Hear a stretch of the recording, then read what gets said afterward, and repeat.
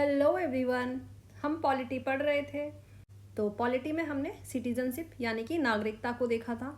तो previous 2 classes में हमने सिटीजनशिप के आर्टिकल्स देखने की कोशिश की थी। तो सिटीजनशिप जो है हमारे संविधान के पार्ट 2 के आर्टिकल 5 से लेके 11 तक उसको मेंशन किया गया है, हमारी नागरिकता को। तो हमने क्या है लास्ट क्लासेस में आर्टिकल 5 से लेके आर्टिकल 8 तक कंप्लीट कर लिया था। तो आज क्या है आर्टिकल 9 से लेके आर्टिकल 10 तक हम डिटेल में पढ़ने की कोशिश करेंगे। तो स्टार्ट करते हैं आर्टिकल 9 से। तो आर्टिकल 9 में सिटीजनशिप के बारे में बात की गई है उन लोगों की जो फॉरेन स्टेट में रह रहे हैं, दूसरे देश में रह रहे हैं, बट इंडियन ऑरिजिन है, उनका ऑरिजिन इंडिया में ही था, वो पैदा भारत में हुए थे बट रह किसी दूसरे देश में रहे हैं। ऐसे लोगों की सिटीजनशिप के बारे में क्या है आर्टिकल 9 में देखने को मिला है। तो यहाँ पे क्या है आर्टिकल 9 कहता है अगर भारत का कोई भी नागरिक किसी दूसरे देश की नागरिकता को स्वीकार करता है तो ऐसे में उसकी इंडियन सिटीजनशिप ऑटोमेटिकली ख़त्म कर दी जाएगी, क्योंकि इंडिया में क्या है ड्यूल सिटीजनशिप नहीं है। यहाँ पे क्या है ड्यूल सिटीजनशिप यूएसए में देखने को मिलता है, ये यहाँ पे नहीं है। ड्यूल सिटीजनशिप इंडिया फॉलो नहीं करता है, इंडिया फॉलो करता है सिंगल सिटीजनशिप को। यहाँ पे सिर्फ एक ही सिटीजनशिप आपको मिल सकती है। अगर आप इंडियन सिटीज़न हैं तो आप सिर्फ इंडियन सिटीज़न ही रह सकते हैं। अगर आपने किसी और देश की नागरिकता को स्वीकार किया है तो ऑटोमेटिकली आपको इंडिया की नागरिकता को छोड़ना पड़ेगा। तो ऐसा क्या है आर्टिकल 9 में देखने को मिलता है। तो बेसिकली आर्टिकल 9 में 2 कॉन्सेप्ट देखने को मिले हैं, एक है सिंगल सिटीजनशिप का और एक है लॉस ऑफ सिटीजनशिप, यानी कि सिटीजनशिप कैसे गंवा सकता है कोई, ये यहाँ पे देखने को मिला है आर्टिकल 9 में। देन उसके बाद क्या है नेक्स्ट आर्टिकल 10 है।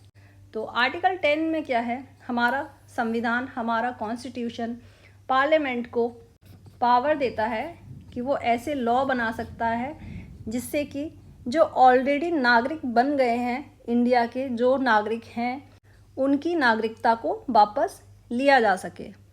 यानी कि ऐसा कोई हार्ड एंड फास्ट रूल नहीं है कि अगर आप एक बार इंडियन सिटीजनशिप बन गए हैं तो हमेशा के लिए आप सिटीज़न रहेंगे, ऐसा कोई ज़रूरी नहीं है।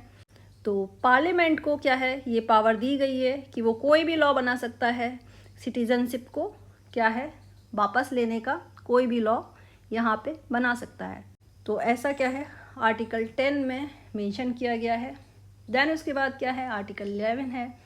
तो आर्टिकल 11 में क्या है यहाँ पे सिटीजनशिप को कैसे एक्वायर कर सकते हैं या टर्मिनेट कर सकते हैं, ये यहाँ पे देखने को मिला है हमको आर्टिकल 11 में। तो हमारा संविधान क्या है पार्लियामेंट को क्या है पावर देता है कि वो सिटीजनशिप को एक्वायर या टर्मिनेट करने से रिलेटेड कोई भी नया लॉ बना सकता है हमारा पार्लियामेंट। तो ये पावर क्या है संविधान ने पार्लियामेंट को दी गई है कि हमारा पार्लियामेंट सिटीजनशिप को एक्वायर या टर्मिनेट करने से रिलेटेड कोई भी नया लॉ बना सकता है। तो इस आर्टिकल की ज़रूरत इसलिए आई थी क्योंकि जो लोग 26 जनवरी 1950 के बाद भारत आए थे तो इनको नागरिकता किस बेसिस पे दी जाएगी, वो क्या है आर्टिकल 5, 6, 7 और 8 में मेंशन नहीं है। आर्टिकल 5, 6, 7, 8 में क्या है सिर्फ उन लोगों की बात की गई है जो 26 जनवरी 1950 से पहले इंडिया के नागरिक बन चुके थे। यहाँ पे उन्हीं लोगों की बात की गई है जो 26 जनवरी 1950 के बाद भारत आए हैं, उनकी नागरिकता कैसे उनको नागरिकता मिलेगी। तो इसका जो है डिसीज़न क्या है, ये पावर जो है पार्लियामेंट के पास है। इससे रिलेटेड क्या है लॉ जो है पार्लियामेंट बनाएगा। तो इसीलिए क्या है पार्लियामेंट ने एक एक्ट लागू किया था सिटीजनशिप एक्ट 1955।